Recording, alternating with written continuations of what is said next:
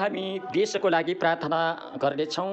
Bible परमेश्वरको वचन 1 तिमोथी 2को 1, 2, 3 पद पढेर हामी प्रार्थना देशको लागि, देशका उच्च पदमा भएकाहरूको लागि, देशको शान्तिको लागि, देशमा भएका गल्ती कुरा हटेर जाउन् भनेर प्रार्थना गर्नेछौँ। र यो 3वटा पदलाई पढेर सर्वप्रथम म आग्रह गर्दछु कि सबै मानिसहरूका निम्ति नम्र निवेदन, प्रार्थना र मध्यस्थ बिन्ती र धन्यवाद चढाइयून्, राजाहरू र उच्च पदमा भएकाहरूका निम्ति पनि, ताकि हामी निर्धक्क र शान्तिपूर्ण भएर हर प्रकारले धार्मिक र आदरणीय जीवन बिताउन सकौँ।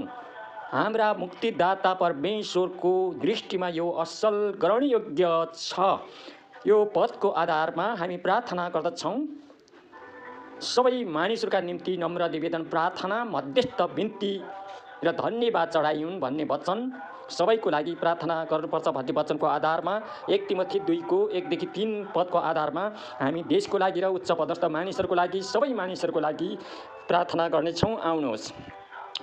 हालेलुया, हालेलुया, हालेलुया। पवित्र पवित्र पवित्र उच्च विराजमान हुने परमेश्वर बुवा, तपाईँलाई धन्यवाद, तपाईँलाई प्रशंसा, तपाईँलाई स्तुति होस्, तपाईँको महिमा होस्। ओ तपाईँलाई स्तुति होस्, तपाईँलाई धन्यवाद। पवित्र परमेश्वर बुवा धन्यवाद, धन्यवाद, धन्यवाद। स्वर्ग पृथ्वीका मालिक परमेश्वर बुवा धन्यवाद। ओ धन्यवाद, तपाईँको महिमा होस्। तपाईँको वचनमा भने जस्तै सबै मानिसहरूको निम्ति नम्र निवेदन, प्रार्थना, मध्यस्थ बिन्ती, धन्यवाद हामी चढाउँदछौँ। मानिसहरूको लागि प्रार्थना, मध्यस्थ अन्तर्बिन्ती प्रार्थना गर्दछौँ। सबै उच्च पदका मानिसहरूको लागि प्रार्थना गर्दछौँ। यो देशको लागि हामी प्रार्थना गर्दछौँ, ताकि हामी निर्धक्क र शान्तिपूर्ण भएर हर प्रकारले धार्मिक र आदरणीय जीवन बिताउन सकौँ। यो देशमा रहेर परमेश्वर सबैजना मानिसहरू शान्तिपूर्ण भएर हर प्रकारले धार्मिक र आदरणीय जीवन बिताउन सकुन्। यो देशका मानिस 3 करोड मानिसहरू शान्तिपूर्ण भएर हर प्रकारले धार्मिक र आदरणीय जीवन बिताउन सकुन्। यो देशका उच्च पदस्थ मानिसहरू, सबै नेपाली मानिसहरूमा परमेश्वर तपाईँको शान्ति आउन सकोस्, तपाईँको सुरक्षा आउन सकोस्, तपाईँको उद्धार आउन सकोस्। हो येशू ख्रीष्टद्वारा तपाईँले गर्नुहुने उद्धारमा मानिसहरू बाँच्न सकुन्। हाम्रा 3 करोड नेपालीहरूले शान्ति पाउन सकुन्, सुरक्षा पाउन सकुन्, मेलमिलाप आउन सकुन्। तपाईँको शान्तिले उनीहरूलाई ढाक्न सकोस्, तपाईँको सुरक्षाले उनीहरूलाई ढाक्न सकोस्। येशू ख्रीष्टको रगतको करारको सुरक्षा उनीहरूमा आउन सकोस्, मुक्ति र उद्धार उनीहरूमा आउन सकोस्। सबै खराबीबाट, घिनलाग्दा कुराबाट, लडाइँ झगडा, हिंसा, हत्या, दोष लगाउने, खुट्टा तान्ने, बेइमानी, अरूलाई खसाल्ने जस्ता कुराहरू, भ्रष्टाचारका कुराहरू, व्यथितिका कुराहरू, अविश्वासका कुराहरू, घृणाका कुराहरू, छलका कुराहरू, कपटका कुराहरूबाट हाम्रा उच्च पदस्थ मानिसहरूलाई, नेताहरूलाई छुटकारा परमेश्वर तपाईँले दिनुहोस्। छुटकाराको घोषणा हामी गर्दछौँ। येशूको नाउँमा तिनीहरूबाट सबै प्रकारका खराबीहरू हटेर गइछ। भ्रष्टाचारको आत्मा हटेर गइछ। व्यभिचारको आत्मा, घमण्डको आत्मा, दुष्याउने आत्मा, लडाइँ झगडाको आत्मा, घिनलाग्दा कुरामा प्रतिस्पर्धा गर्ने आत्मा हाम्रा मानिसहरूबाट येशूको नाउँमा निस्किएर हामी निकाल्दछौँ। परमेश्वरले शान्ति ल्याउनुहुँदछ, छुटकारा ल्याउनुहुँदछ, विजय ल्याउनुहुँदछ। परमेश्वर हाम्रा मानिसहरूलाई तपाईँ स्वतन्त्र गर्नुहोस्, खराबीबाट बचाउनुहोस् यो देशमा, ताकि शान्ति आउन सकोस्, मिलाप आउन सकोस्, विकास आउन सकोस्, समृद्धि आउन सकोस्। प्रार्थना गर्छौँ तपाईँ परमेश्वरसँग, तपाईँ पवित्र आत्मासँग, प्रिय पवित्र आत्मा परमेश्वर, मानिसहरूका हृदय मनलाई तपाईँ परिवर्तन गर्नुहोस्, बचाउनुहोस्। येशूमा मानिसहरू बाँच्न सकुन्, येशू प्रभु तपाईँलाई चिन्न सकुन्, विश्वास गर्न सकुन्। तपाईँ साँचो परमेश्वर कहाँ हुनुहुन्छ भनेर मानिसहरू आज खोजिरहेका छन्, पर्खिरहेका छन्।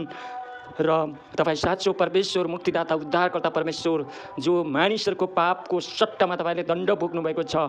हो यो कुरा मानिसहरूले बुझ्न सकुन्, हाम्रा नेपाली मानिसहरूले, उच्च पदस्थ मानिसहरूले, सबै तहका मानिसहरूले बुझ्न सकुन् र तपाईँलाई विश्वास गरेर जीवनमा शान्ति पाउन सकुन्, आशिष पाउन सकुन्, आनन्द पाउन सकुन्, खुसी पाउन सकुन्। तपाईँद्वारा नै यो शान्ति, आनन्द, खुसी, मुक्ति, उद्धार आउँदछ।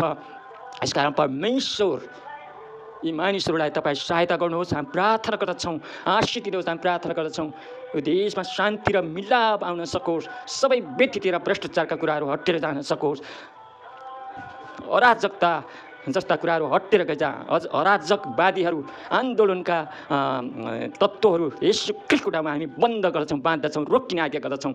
र साथै देश टुक्र्याउने आत्मा भएका र स्वय सत्ता परदेश स्वय सत्ता भन्ने विचार भएका ती विचारहरूलाई येशूको नाममा रद्द गर्दछौँ।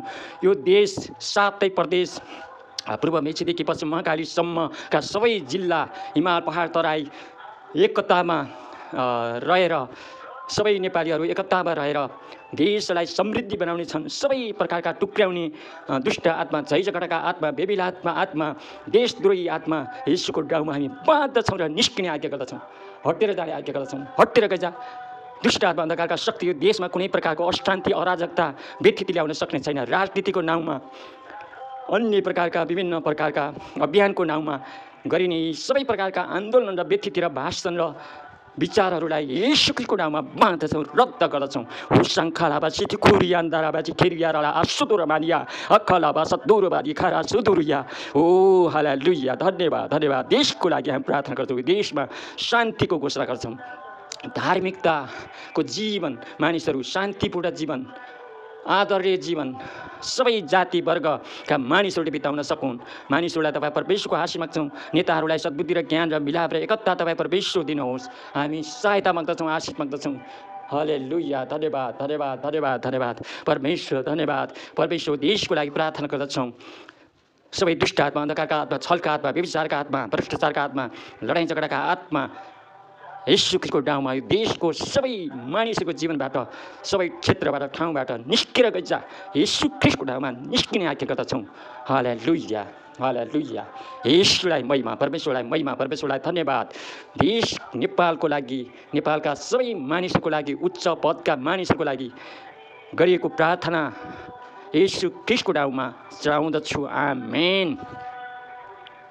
कर्णाली प्रदेश राजधानी शहर Surkhet Birendranagar ward number 6 city victory pentecostal church आराधना सम्मतिमा तपाईहरू सबैलाई शनिबार बिहान 10 देखि 12 बजे आराधना सम्मति, दैनिक 6 बजेदेखि 8 बजे बिहान स्तुति प्रशंसा चङ्गाई छुटकारा प्रार्थना सेवामा सिटी भिक्टोरी पेन्टिकोस्टल चर्च तपाईहरू सबैलाई हार्दिक निमन्त्रणा र स्वागत गर्दछौँ। कर्णाली प्रदेशका विभिन्न जिल्ला, गाउँ र सहरबाट राजधानी सहर सुर्खेतमा लामो छोटो समयको लागि र स्थायी बसोबासको लागि आउनुहुने आदर योग्य प्रिय विश्वासी जनहरू सबैलाई हाम्रो चर्च सेवामा सहभागी हुन विनम्र अनुरोध र हार्दिक स्वागत गर्दछौँ। उत्साहपूर्ण विश्वासले भरिएको पवित्र आत्माबाट अभिषिक्त चङ्गाई छुटकारा र आशिषपूर्ण वचनको लागि आउनुहोस्। धेरै धन्यवाद।